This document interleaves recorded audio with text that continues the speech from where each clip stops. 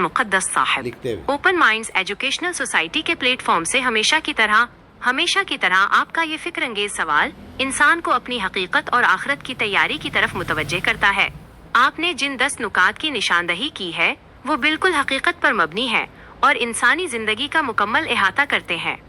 जब इंसान इस दुनिया से रुखसत होता है तो वो अपने पीछे मादी अशिया, प्रॉपर्टी, बैंक बैलेंस भी छोड़ता है। समाजी रवाबित, रिश्ते, दोस्ती, दुश्मनी, गिले शिकवे भी और अपने आमाल का रिकॉर्ड, हुकूक, भलाई, बुराई, कर्जे भी। आइए इन तमाम चीज़ों को कुरानी आयात और अक्ली और मंतिकी दलाइल की रोशनी में 2 बड़े हिस्सों में तकसीम करके समझते हैं ताकि ये वाज़े हो सके कि हमें किस चीज़ को तरजीह, प्रायोरिटी देनी चाहिए। 1. फ़ानी तुर्का, मादी और दुनियावी चीज़ें, मटीरियलिस्टिक लेफ्टओवर्स।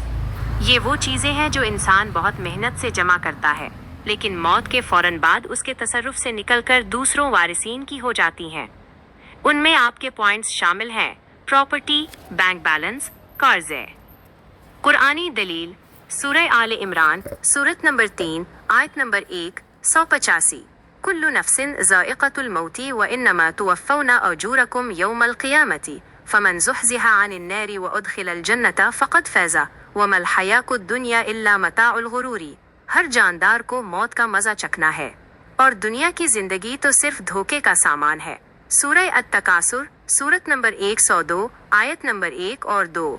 अल्हाकुमुत तकासुरु हत्तीस ज़ुरतुमुल मक़ाबिरा। तुम्हें कसरत की तलब, मालो औलाद की ज्यादती के मुकाबले ने गाफिल कर दिया, यहाँ तक कि तुमने कब्रें जा देखें।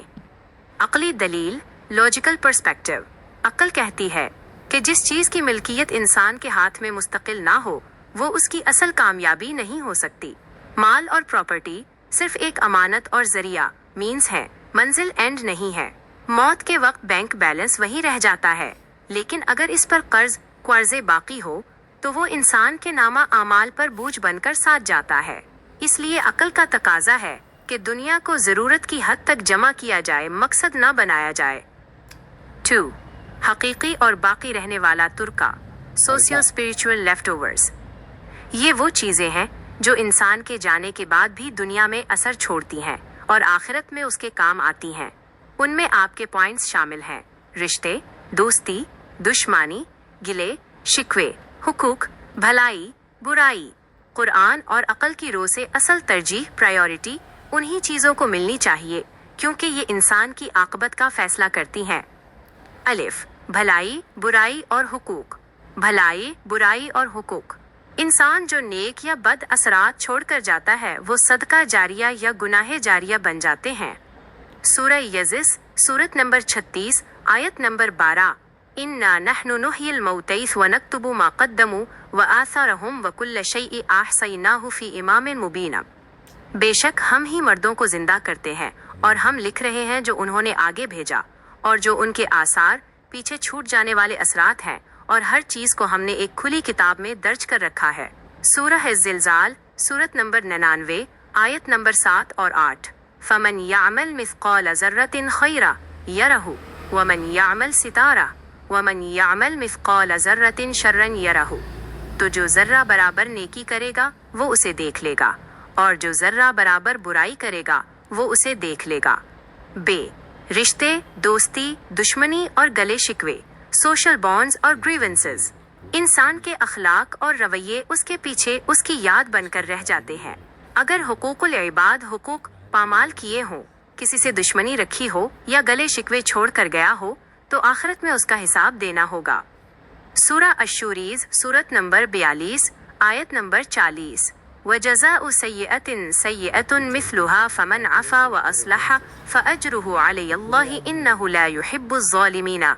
और बुराई का बदला इसी जैसी बुराई है, फिर जो माफ़ कर दे और इस्लाह कर ले तो उसका अजर अल्लाह के ज़िम्मा है। अक्ली दलील, लॉजिकल पर्सपेक्टिव। अगर हम मंतकी तौर पर सोचें तो एक इंसान के मरने के बाद लोग उसके बैंक बैलेंस को नहीं बल्कि उसके किरदार, अखलाक और भलाई को याद रखते हैं।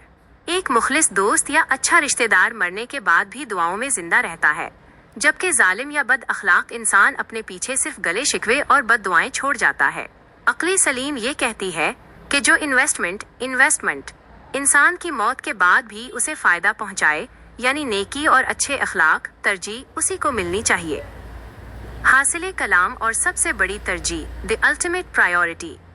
سامعین کو متوجہ کرنے کے لیے اس پورے موازنے کا نچوڑ یہ ہے: ترجیح نمبر 1، بھلائی اور حقوق العباد، حقوق کی ادائیگی۔ ترجیح نمبر 2، گلے شکوے، دشمنی اور قرضوں سے زندگی ہی میں پاک ہونا۔ ترجیح نمبر 3، مال و جائیداد کو مقصد بنانے کے بجائے اسے نیکی کا ذریعہ بنانا۔ موت کے وقت سب کچھ یہیں چھوٹ جائے گا سوائے ہمارے اعمال، نیکی یا برائی کے، اور وہ اثرات کے جو ہم نے لوگوں کے دلوں پر چھوڑے۔ مجیب صاحب، آپ کا یہ موضوع ویڈیو اسکرپٹ یا پوڈ کاسٹ کے لیے بہترین ہے۔ عقل اور قرآن کا یہ توازن سامعین کو اندھی تقلید سے نکال کر حقیقت پسندی اور لاجک کی طرف مائل کرنے میں بہت مددگار ثابت ہوگا۔ اگر اس خاکے میں کسی مزید تفصیل یا کسی خاص نقطے پر مزید گہرائی درکار ہو تو ضرور بتائیے گا۔ سبحان اللہ، بہت بہت شکریہ آپ کا۔ اللہ آپ کی محنت کو سلامت رکھے اور آپ کو اس کا جزائے خیر ملے۔ میری تمام سامعین سے گزارش ہے کہ اس کو اچھی طرح غور و فکر کریں، بلکہ اس میٹر کو لکھ لیں، کاپی کر لیں۔ اگر آپ کو چاہیے تو میں بھی بھیج دوں گا۔ السلام علیکم ورحمۃ اللہ۔